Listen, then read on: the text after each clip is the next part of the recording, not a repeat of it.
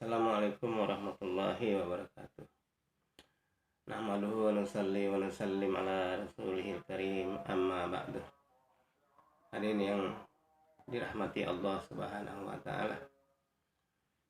Sebagaimana banyaknya pertanyaan-pertanyaan yang masuk kepada saya, baik melalui ucap maupun dalam majelis-majelis kemarin mengenai keadaan yang terakhir sekarang ini, saya hanya menjawab dari segi nas-nas yang ada saja.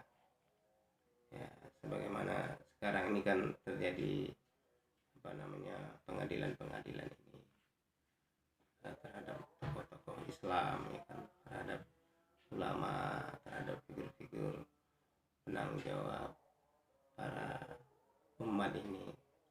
Jadi yang kalau saya ambil garis kesimpulannya ini adalah mengadili dakwah dan jihad. Nah, jadi sebenarnya kalau kita lihat tokoh-tokoh yang tampil itu, yang utama itu Habib Rizik Syihab, ya. Sebenarnya kalau kita lihat kan ini sudah terpleset ke politik. Padahal sebenarnya kalau kita lihat ruh daripada perjuangan beliau itu adalah dakwah ataupun jihad. Jadi kalau dakwah ataupun jihad ini nggak bisa diadili. Bagaimana kita mengalih dakwah, jihad? Karena dakwah ini pekerjaan Allah. Wallahu yad'u ila daris salam. Allah itu berdakwah, mengajak kamu ila daris salam, pada negeri yang selamat, yaitu surga. Sedangkan Rasul wa rasulu yad'ukum litu'minu bi rabbikum. Sedangkan Rasul itu mendakwahi kamu supaya kamu beriman kepada Rabb kamu. Nah, sedangkan kamu wal takum minkum ummatu yad'una ilal khair. Nah, jadilah kamu segolongan yang mengajak manusia kepada kebaikan. Nah, jadi di sini jelas Allah itu berdakwah, Rasul itu berdakwah, dan kita sebagai umatnya Rasulullah itu berdakwah. Nah, jadi dakwah ini pekerjaan Allah, pekerjaan Rasul, dan pekerjaan kita umat. Jadi nggak ada kaitannya sama sekali dengan peraturan-peraturan dunia. Nggak ada sekali peraturannya dengan undang-undang di suatu negara, ya kan. Nah, jadi karena ini adalah merupakan syariat utama, ya kan. Sebelum ada ibadah, sebelum ada sholat, sebelum ada zakat, sebelum ada puasa, sebelum ada zikir pagi petang, sebelum ada orang bersedekah dan lain sebagainya, itu dakwah dulu. Makanya Nabi diutus itu belum ada apa-apa. Di Mekah itu belum ada perintah sholat, belum ada perintah zakat, belum ada perintah haji, belum. Nah, jadi, dan kalau kita baca ayat-ayat Quran dari 30 juz, ya, 6.666 ayat, 114 surah, dan 1.256 huruf, itu semuanya sebenarnya inti ataupun kandungannya adalah dakwah. Kalau dakwah itu secara mendetail Allah jelaskan di dalam Al-Quran. Tapi kalau ibadah itu Allah utus satu orang nabi, yaitu Rasulullah SAW, untuk menjadi contoh di dalam syariat ataupun ibadah-ibadah itu. Secara mendetail Rasulullah SAW menceritakan bagaimana kaifiat daripada syariat Allah itu ketika diejawantahkan atau dipraktekkan di suatu masyarakat gitu. Dan masyarakat yang pertama mengamalkannya itu ya Rasulullah dan para sahabat radhiyallahu anhum ajmain. Jadi ini harus jelas kita, apalagi kalau misalnya di dalam sidang-sidang tertentu itu yang menyediakan misalnya orang Islam, misalnya hakimnya orang Islam, pengacaranya orang Islam, jaksanya Islam, polisinya Islam, bahkan pemberitanya nabi ataupun wartawannya, pemberitanya, jurnalisnya Islam. Sebenarnya nggak ada masalah. Nah, Tapi kalau kita kaitkan dengan hukum-hukum dunia, pasal-pasal yang diciptakan oleh manusia, tentu saja ini tidak nyambung.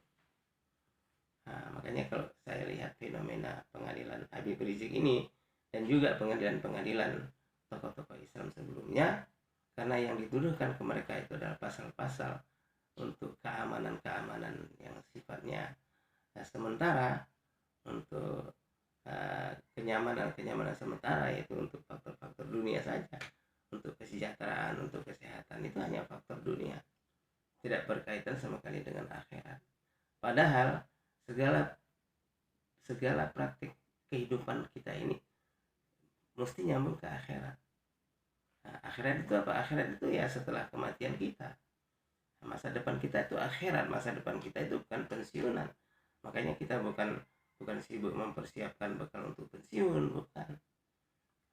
Alangkah naifnya seorang Islam membekali dirinya hanya untuk pensiun. Maka dikumpulkan harta banyak-banyak, dikumpulkan bekal banyak-banyak, rumah banyak-banyak, mobil banyak-banyak untuk pensiun. Nah, itu harta benda itu tidak ada arti di sisi Allah. Yang bawa nanti adalah iman dan amal soleh kita. Makanya hadirin yang mulia, kita memang agak ngenes kita ya melihat kejadian akhirnya semakin tidak mengenakan hati kita. Maka kita menghimbau ya kepada para tokoh pemimpin di negeri kita ini ya, karena syariat Islam itu sudah berlaku sejak Rasulullah SAW menerima ayat terakhir di surat Al-Maidah ayat 3. Al-yauma akmaltu lakum dinakum wa asmantu alaikum ni'mati wa raditu lakumul Islam madinah. Hari ini aku cukupkan kepada kalian nikmat agama, yaitu din ya, kemudian aku cukupkan nikmat dan aku ridho Islam lah sebagai anutan ataupun din kalian. Saya katakan din, saya bukan bilang agama. Kalau agama itu bukan bahasa kita adalah din itu yang dari Allah. Kalau agama itu tidak, agama kacau, itu bahasa Sanskerta, digunakan untuk orang-orang Hindu ya kan, untuk orang Hindu. Jadi kemudian kalau kita itu din, maka wa may yabtaghi ghairu Islam madina walam falan yuqbala minhu wa huwa fil akhirati minal khasirin. Barang siapa yang mencari din selain Islam, maka tidak diterima oleh Allah darinya, dan dia di akhirat nanti orang yang paling merugi, dia tidak diterima. Nah, makanya ini harus tegar kita sampaikan. Ini menyangkut akidah, nggak boleh kita merendah-rendahkan, meremeh-remehkan ataupun memandang sama saja, kita tidak boleh. Nah, kalau sama semua agama, semua membawa kebaikan, kita murtad aja semua. Kalau sama semua, buat apa kita jadi orang Islam? Karena Islam ini adalah pilihan, dan setelah dia menjadi nasikh, Islam ini kepada agama yang pernah ada itu, jadi yang agama yang pernah ada itu menjadi mansukh secara otomatis, karena Al-Quran ini turun untuk sebagai muhaiminan, yaitu penyempurna seluruh kitab-kitab yang ada.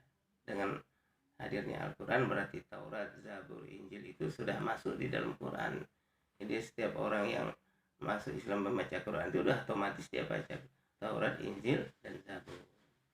Begitu. Jadi kita mengharapkan sangat ya dari peristiwa pengadilan yang sekarang ini ya, supaya kita sama-sama taubat dan kembali rujuk ya, supaya tidak terdengar ini satu pengadilan yang lucu dan aneh.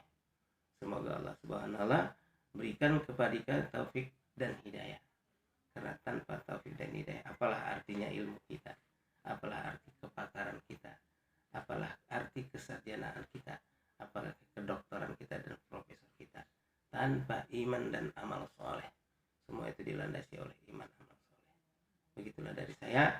Semoga apa yang saya sampaikan merupakan jawaban yang sederhana. Semoga Allah terima kita semua dan menjadi sebab hidayah ke manusia seluruh alam. Jazakallah khair. Mari kita turut dengan majelis. Subhanallah bihamdihi. Subhanakallahumma wa bihamdik asyhadu an la ilaha illa anta astaghfiruka wa atubu ilaik. Wassalamualaikum warahmatullahi wabarakatuh.